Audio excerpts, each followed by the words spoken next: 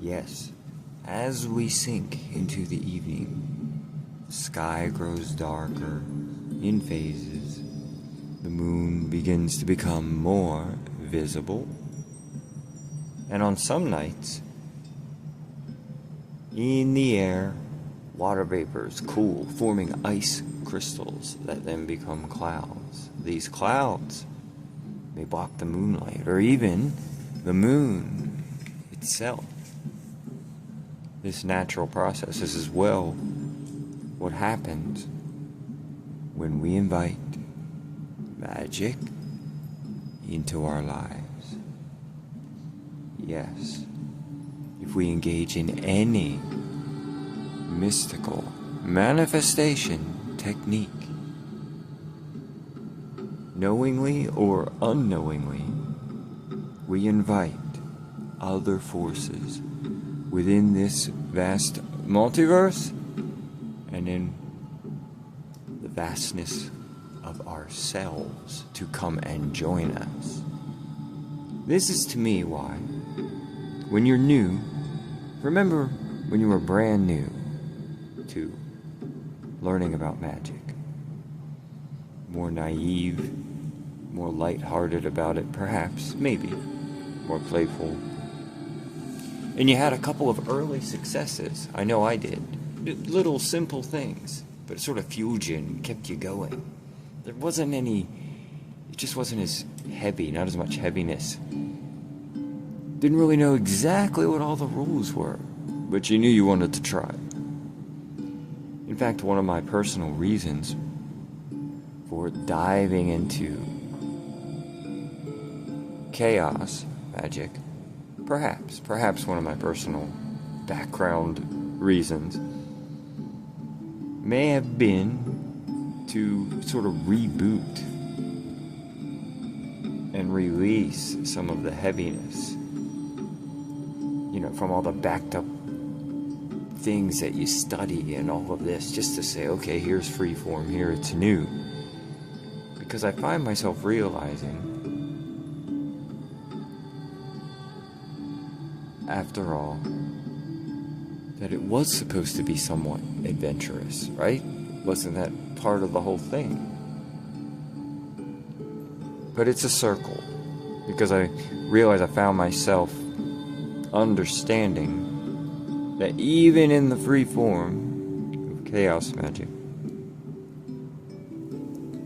it has some of its own philosophical weight attached to it. And that's okay. You want to know why? Because that is just part of the cycle. How would you see the stars in the sky without the beautiful black canvas behind them?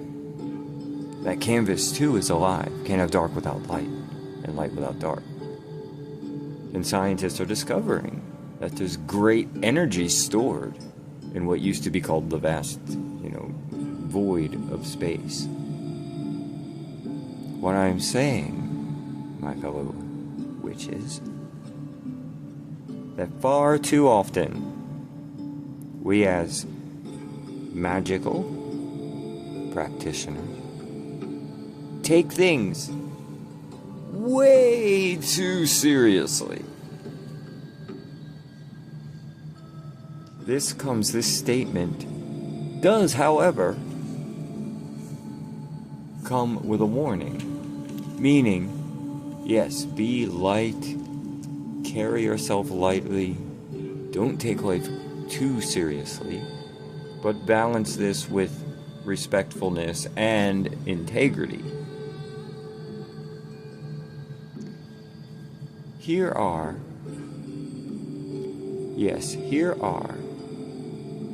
some possible consequences of when we take things a little too seriously. And you know that a whole lot of people in the pagan community argue a lot and take things a little too intensely. I'll start with number one. Just a couple that I came up with. Scratch down a little list here. Paralysis through overanalysis, overthinking. thus causing emotionless, lackluster, lack of energy-raising magical attempts. It's concerned with getting every little phase and detail correct. And then you end up with this sort of calculated mathematical, intellectual, metaphysical assignment instead of casting an effective spell. How about just inaction? That's a good one. Simply, you're just burnt out, right? Your emotions, your intellect is too tired to engage from just excessive debate and research, and am I doing the right this and the right that, and is it this tradition or that? How about, if we take ourselves too seriously, an eventual leading to non-belief? Letting the weight of either esoteric confusion or just the trials of the daily world and survival beat the belief right out of you. Just sort of knocks it all out of you, knocks the magic out of you. In the Dakodo, the 21 codes of the samurai, Miyamoto Musashi, in Code 4, says, quote, "Think light of yourself and deep of the world." Again, you can balance the lightness with respect and integrity and all those sorts of things. And I think that becomes part of the debate. You want to take what you're doing seriously, but you can do so with a light heart. That could be even considered owning your ignorance. That's right. Owning your own ignorance, which is a lesson I had to learn over the years, is actually quite liberating. It can help clear a path for success, because then you just become a student sponge instead of a know-it-all. So how many of us, oh yes, again, me included, I'm throwing myself right under the bus in this one as well, are drawn when someone offers, maybe it's during YouTube video scrolling, secret knowledge, or you're doing it wrong. You've been doing it wrong all these years, and you might not admit it to anybody, but you're going to be like, oh geez, I better watch this really quick. I might have been screwing this up the whole time. But folks, it's okay. It's perfectly okay not to know everything. After all, it's about experience. Well, that's part of it. I guess you just don't want to jump up with absolutely no knowledge and all experience, but you understand what I mean. Because look at it this way. It is highly unlikely, for example, Pan is an energy I work with, that I am actually doing so in exactly the same way that the ancestors did. And I would say that goes for any other ancient energy that you're working with. It's just not realistic at all. So don't stress it too much. So don't get me wrong, being a scholar, I'm not calling myself a scholar, I'm saying, but I enjoy the scholarly pursuit aspect of the whole thing. Yes. But we don't have to know everything. And it's okay if we are devout, pagans, Wiccans, Druids, to return to make a basic inquisitive return to our fascinations with magic without the extra heaviness that comes with all the intellectual debate. It was that degree of freedom, what I'm trying to say, is what drew us to it in the first place. But then we weigh ourselves down, is my point. So it's okay just to go, you know what? I'm gonna cast a spell. I'll make one up. Or use a technique from maybe, if you can find it or still have it, the very first book you ever had. Maybe just as a refresher or perhaps a bit of nostalgia.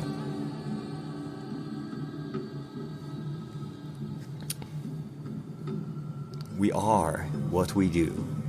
We are what we wake up and do every single day, is something I often say. I have known a few extremely, and I mean people whose knowledge I respect, extremely educated, scholarly pagans, ceremonial magicians, druids, very intellectual, great scholars, brilliant in fact, and enjoy reading and listening to them. And some of them, some ones I've known personally, they don't even really do the magic anymore. I've even seen articles from people saying, maybe we should just take that out of the thing. I'm like, that is completely unnecessary. And all that is playing into your own insecurities. You don't feel good enough and you're afraid the outside world's going to judge you. That's all that is. Because it was from a person that was pretty public. A public pagan saying, we should just take the whole magic thing out. That's because that's a self-esteem thing to me.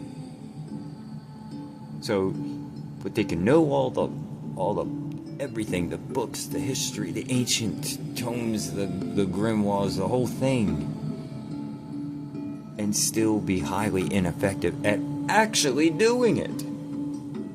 Meanwhile, there's a little old lady somewhere in this world, maybe down south in the US here, simply throwing some bathwater towards the setting sun, doing a little dance. Spell's done. And it worked.